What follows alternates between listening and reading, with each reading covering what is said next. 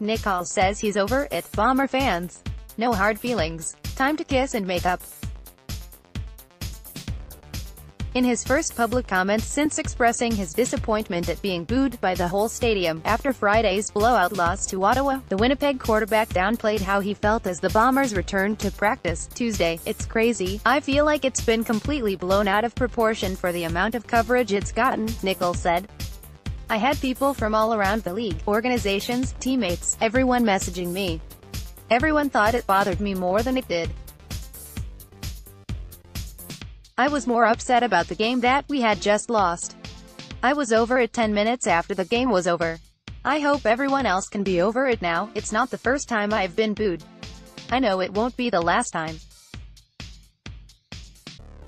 That's not something that weighs on my mind and affects me in any way." About 10 minutes after the Red Blacks had steamrolled the Bombers, 44-21, Nichols expressed frustration at the way fans reacted when he was put back into the game late in the fourth quarter. "I give my heart to this city and this team, and it was pretty sad for me," he said then. Nichols had been sidelined with an elbow injury for part of a series, and popular backup Chris Strevler had been moving the team down the field. When Nichols returned to finish the drive, the crowd expressed its displeasure. Tuesday, Nichols said it wasn't that big a deal, although he added, he doesn't regret anything he said. "It was probably the way I said it, because I was upset about the way we'd lost the game," he said. "Sometimes it's tough to do interviews right after games. There's a lot of emotions there, not just about that but how the game went. There's no hard feelings." Nichols' surprising post-game scrum capped a week in which he found himself defending his mediocre passing numbers this season. Many fans, however, have said they weren't booing Nichols at all, but head coach Mike O'Shea's decision to risk the starting quarterback's health by putting him back in a game that was out of reach. "It's apparent Nichols has a say in that. I preach to my team around here that we win and lose as a team," Nichols said. "All those guys don't get to come out just because we're losing a game with a few minutes left.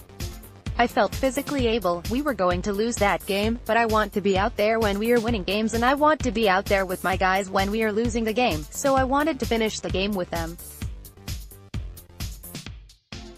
So that was the reason I was back out there." The decision to put Nichols back in, and his comments on the resulting fan reaction, have been the no.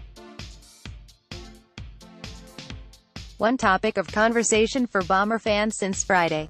O'Shea said the story was simply driven by the media. "There's comments made and it's probably easy to make news out of that," the coach said. "I don't think much of it, really. There's a lot of frustration after a game, and Matt said what he said. I don't think his remarks were that bad. But people can take it however they want to take it." As for his decision to reinsert his no.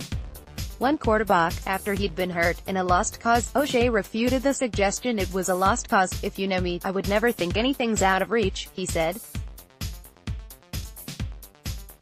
"When you have 140 and score 2 touchdowns with an onside kick in between, you believe anything's possible." O'Shea was referring to a game last season in which the Bombers scored 2 late touchdowns to beat Montreal, 41-40. In Friday's game, there were just over 4 minutes left when Nichols re-entered the game, the Bombers trailing by 23. O'Shea says he understands why fans would question his decision, but doesn't regret the one he made. "This is why you want to be in this market, because the fans are passionate." P. Friesen at postmedia.com, Twitter, @FreesenseOnMedia.